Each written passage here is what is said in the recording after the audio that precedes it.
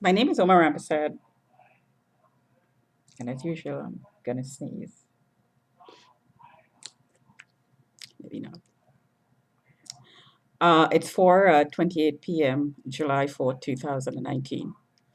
And I just went out to do some errands and, of course, got mobbed. I heard my account was distributed, and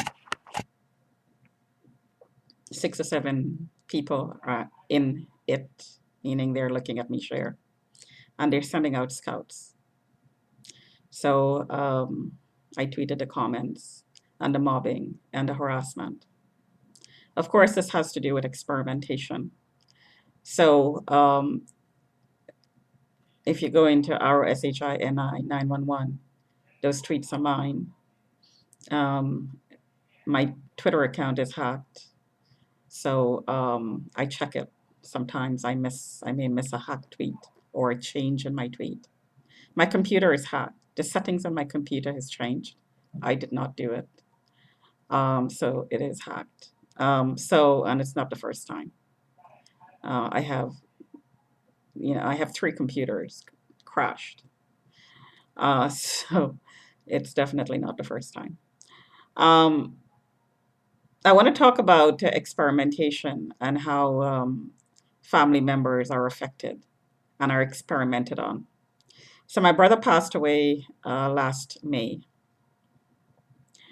and he was diagnosed with kidney failure about 10 years previous, and then he went through a kidney transplant, and the transplant failed, so he went back on dialysis. And all the complications that you could imagine, supposedly as a result of him being on dialysis, occurred. Every single possible, conceivable thing that went wrong, that could have gone wrong, went wrong with him. One interesting comment I wanted to make, however, was there were these fat lumps on his arm. Sorry. There was these lumps like this, like that, like about there on his arms. Like his arms had a lot of them. And the doctor didn't have a reason why it was happening. They couldn't relate it back to the dialysis. So didn't have an explanation.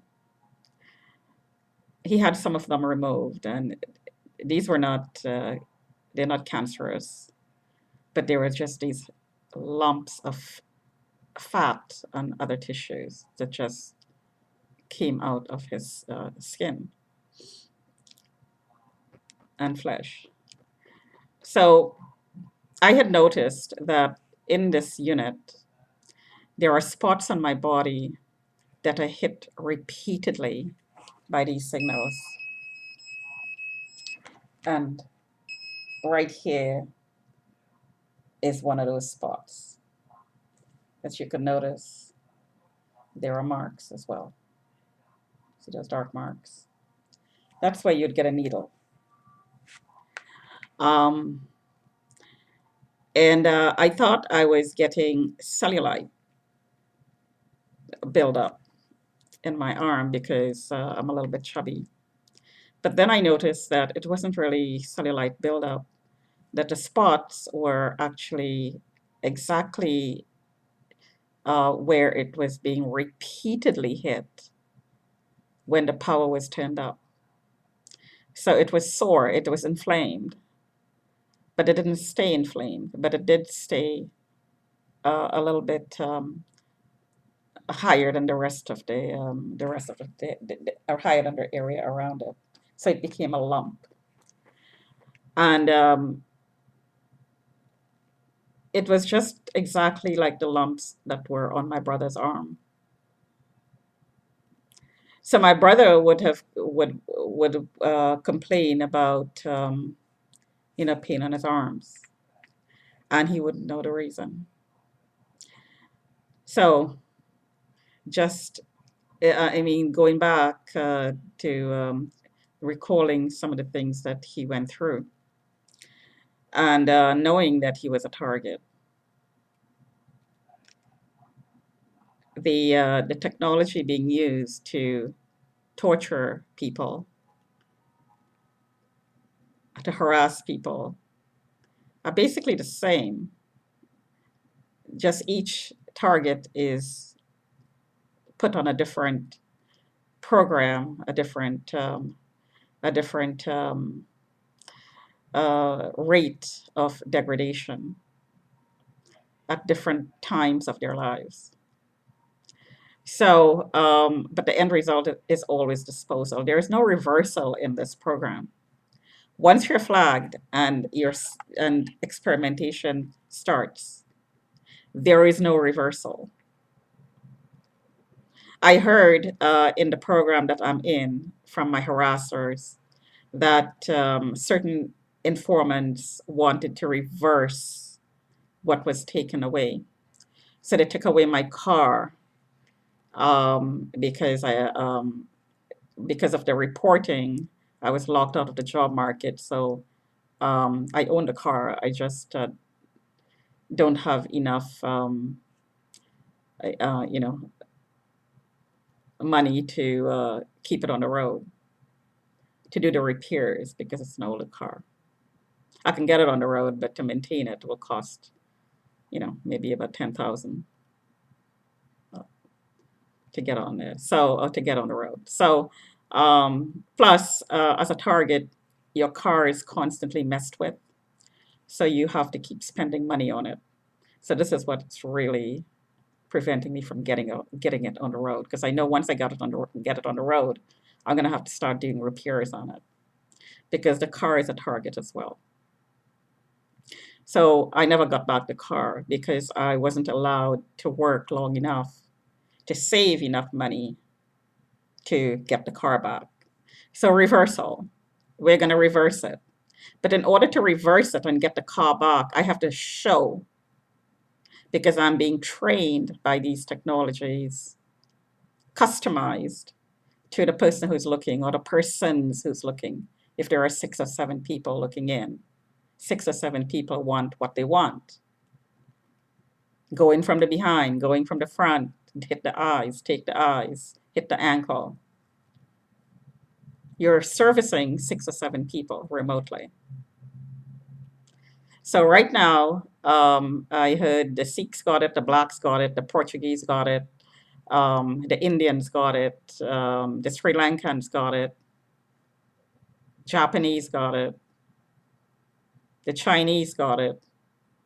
So one of each people of these races, ethnic background, I should say, because this is a racial program as well. Racial discrimination is built into this.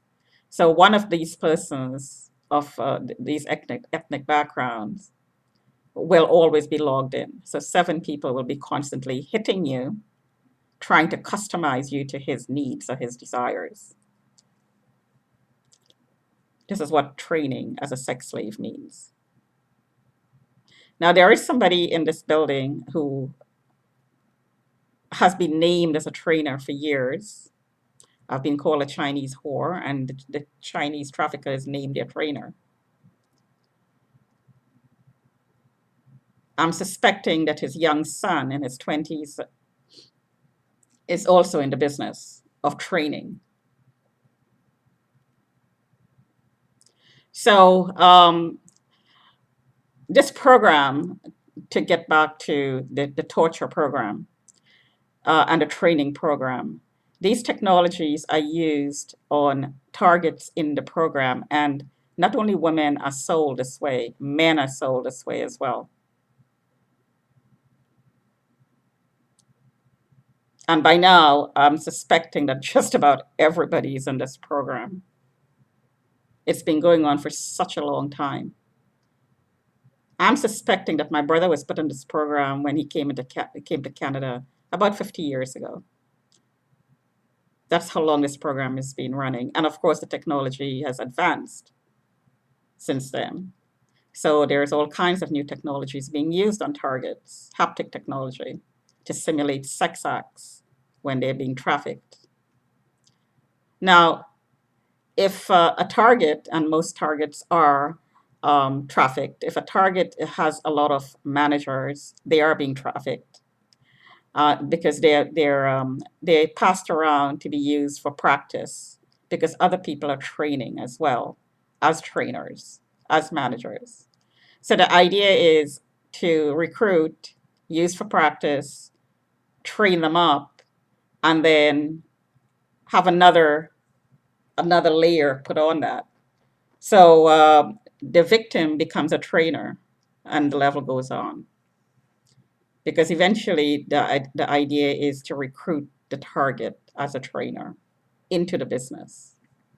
Of course, with me, it's not happening. The recruitment is supposed to be so torturous and so horrific and so emotionally and physically um, excruciatingly painful that the person is brought down to his or her knees and just succumbs to the training. And maybe it's done through drugs, maybe it's done through chipping, maybe it's done through uh, other means, harassment, threats to your lives, threats to family members' lives, and so on. 50 years. How many victims do you think there are running around in 50 years? How many people do you think are being looked at, share, and logged on while they're sleeping in Toronto? You think about that. Keep in mind that the children in the school system, are being trained to harass because I am harassed by school kids. If I am on the bus around 3 o'clock and school kids come onto the bus, every single conversation on that bus is about this program. What Badr Nizar did, what Todd did, what Rick did, what Nick did, and all the names of the informants, because these people are violating you and making it public. And this is the whole idea of torture. And they're telling everybody. The idea is to let everybody know how violated you are. The school kids are being trained into the program, which means that the school kids are in the program. Something to think about.